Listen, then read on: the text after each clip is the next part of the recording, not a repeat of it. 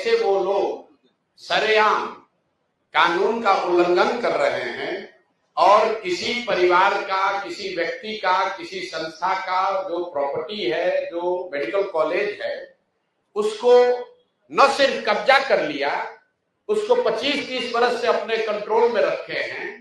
और ये उस दल के अध्यक्ष हैं जो चाल चरित्र चेहरा की बात करता है। ये वो दिलीप जायसवाल हैं जो बीजेपी के अध्यक्ष हैं और साथ ही राबड़ी देवी के मुंह बोले भाई भी हैं। ध्यान रखिए, ये कब्जा इसलिए नहीं किए हैं कि ये बीजेपी के अध्यक्ष है, ये कब्जा इसलिए कर पाए हैं कि हमाम में सब नंगे हैं। ये सारे नेता एक साथ मिलके, जिसमें राजद के लोग भी शामिल हैं और जिसमें भाजपा के लोग भी शामिल हैं, सुबह शाम राजद का नेतृत्व ये कह रहा है कि हम लोग भाजपा से लड़ाई लड़ रहे हैं, और भाजपा का अध्यक्ष, राज्य का अध्यक्ष, उसने एक सिखों के कॉलेज को जबरदस्ती कब्जा किया हुआ है। उसको राजद की इतनी बड़ी नेत्री राबड़ी देवी कह रही कि मेरा मुंह बोला भाई है, और उनके मुख्यमंत्री रहते हुए ये कब्जा हुआ है, और उसके बाद लगातार ये कब्जा बना हुआ है। तो ये दिखाता है कि भाजपा, राजद, जदयू, ये सब when it comes to personal profiteering, व्यक्तिगत लाभ की जहां बात आती है, तो ये सब लोग आपस में मिल जाते हैं। आपने सरदार मौलेश्वर सिंह के बच्चों से सुना, लीगल स्थिति आपने सुनी।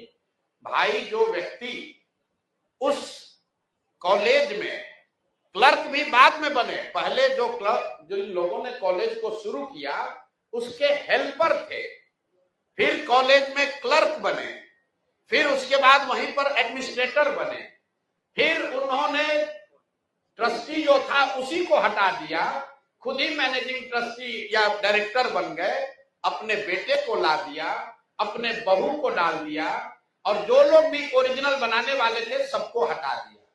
उन्होंने जो किया ये तो बहुत गंभीर विषय है, लेकिन आपके हमारे लिए गंभीर विषय ये है कि बिहार में 25 साल से ये चीज चल रहा है, आज तक न किसी ने आवाज उठाई, न उन पर कोई कार्रवाई हुई, न उस आदमी को कोई डर है, बल्कि वो आदमी क्लर्क से बढ़ते बढ़ते अब भाजपा का यहाँ का अध्यक्ष बन गया। ये कैसे संभव है? ऐसा नहीं है कि बीच में मामला उठा नहीं है। एक व्यक्ति राजेश शाह की इसमें संदिग्ध हत्या भी हुई है, उस पर केस भी हुआ है। उस परिवार के लोग मुख्यमंत्री के दरबार में नीतीश कुमार से आकर मिले हैं, नीतीश कुमार ने आज उस पर जांच की बात कही है, और जिस एसपी ने साहब को, ये दिलीप जायसवाल को क्लीन चिट दिया है, अपेरेंटली उन्हीं की पत्नी के बारे में कहा जा रहा है कि उसको मेडिकल कॉलेज में एडमिशन देके उनको एमबीबीएस कराया गया। तो ये जो पूरा मॉडल है, इस कॉलेज का इस्तेमाल राजनीतिक लाभ और पैट्रोनेज के लिए खुलेआम 25 साल से किया जा रहा है। अब एक आंकड़ा सुनिए, 50 से ज्यादा पॉलिटिकल लोगों के परिवार के लोग, एक तो नहीं, 50 से ज्यादा अलग अलग पॉलिटिकल परिवार के लोग, उनके बच्चे, उनके परिवार के सदस्य बिना किसी एडमिशन टेस्ट के मैनेजमेंट कोटा से इस कॉलेज में उन्होंने एडमिशन लिया, वहां से मेडिकल की उनको डिग्री मिल गई, और वो सब दिलीप जायसवाल को बचाने और मदद करने में लगे रहे। जब भी पिछले 25 वर्ष में दिलीप जायसवाल को कोई परेशानी हुई, जिससे भी परेशानी हुई, उस व्यक्ति को, वो चाहे राजनीतिक नेता था या पत्रकार था, पुलिस वाला था, जुडिशरी का था, या तो उसको पैसे और बल से दबाया गया, अगर नहीं हुआ तो उसके परिवार में किसी आदमी को मेडिकल में सीट देकर इस आदमी ने मैनेज किया। और इतनी बड़ी बात 25-30 साल से लगातार चल रही है, और किसी की हिम्मत नहीं है कि दिलीप जायसवाल पर सवाल उठाए। तो जनसुराज ने तय किया है कि हम लोग इस मामले को न सिर्फ उठाएंगे, बल्कि इसको समाज में, जनता के बीच रखेंगे। जैसा गिरी जी ने बताया, इसकी लीगल लड़ाई लड़ेंगे, हर उस दरवाजे पर जाएंगे जहां पर इन्होंने अपने रसूख का इस्तेमाल करके कहीं न कहीं धांधलेबाजी की है। ये अब इससे बच नहीं सकते हैं। मैंने ये एक छोटा सा बाइट दिया था, उसके बाद से दिलीप जायसवाल चुपचाप बैठे हुए। अब आपकी ये जिम्मेवारी है कि जितने आप लोग पत्रकार हैं, तो जो भी भाजपा का प्रवक्ता आता है या जो भाजपा का नेता है अपने को बहुत स्वस्थ चाल चरित्र चेहरा वाला बता रहा है, उससे जरा पूछिए कि भाई तुम्हारा अध्यक्ष उस पर सीधे सीधे गबन और जबरन माइनॉरिटी कॉलेज को कब्जा करने, उस कॉलेज का संसाधनों का व्यक्तिगत लाभ के लिए उपयोग करने, हर तरह के गलत काम करने के लिए उसका आप उपयोग कर रहे हैं, उस पर आपका क्या टीका टिप्पणी?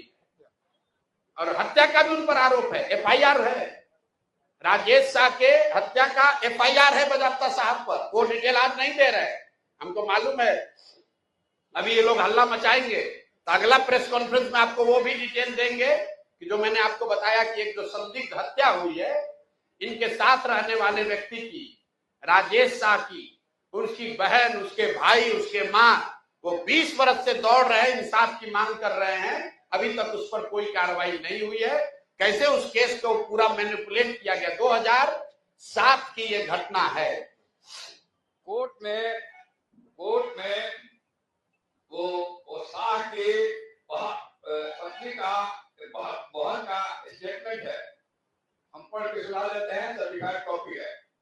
मेरे भाई राजेश शाह की हत्या दिलीप जायसवाल के द्वारा षड्यंत्र करके अपने आदमियों द्वारा करवाया गया है। तो खुद पीड़िता ने कहा है, ये रिकॉर्डेड है, ये कोर्ट का है। 164 कैसे शायद मदद किए, 164 का बयान है जिसकी हत्या हुई है उसके बहन का, और उसके बाद पुलिस ने उनको क्लीन चिट दे दिया।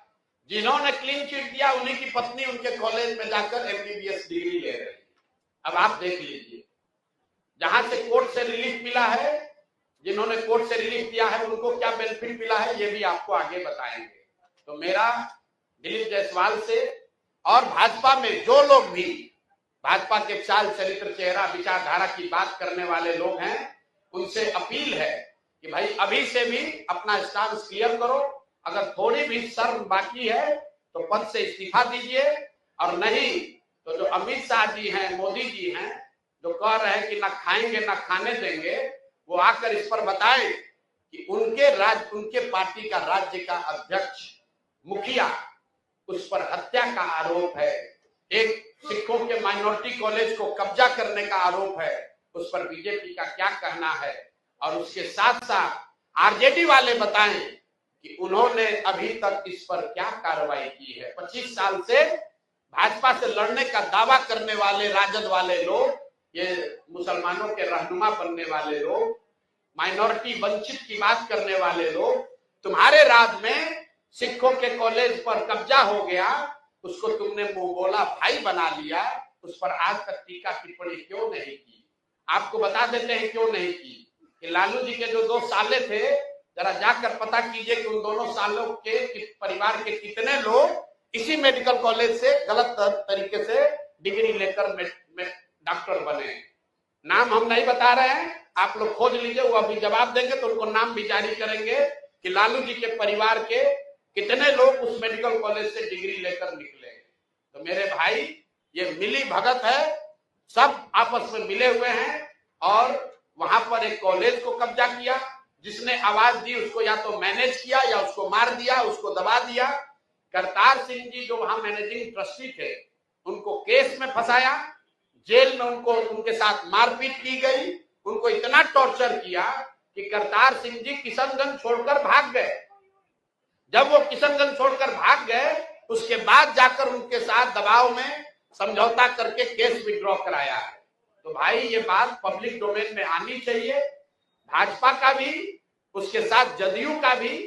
और एक और बात समझ लीजिए कि 3 बरस लालू जी राबड़ी जी की बात छोड़ दीजिए, अभी नए नए उनके लड़के जो नेता बने हैं, 2 बार जब महागठबंधन की सरकार रही है, दोनों बार स्वास्थ्य मंत्रालय उसका मंत्री राजद के लोग रहे हैं, दोनों बार डिपार्टमेंट राजद के पास रहा है।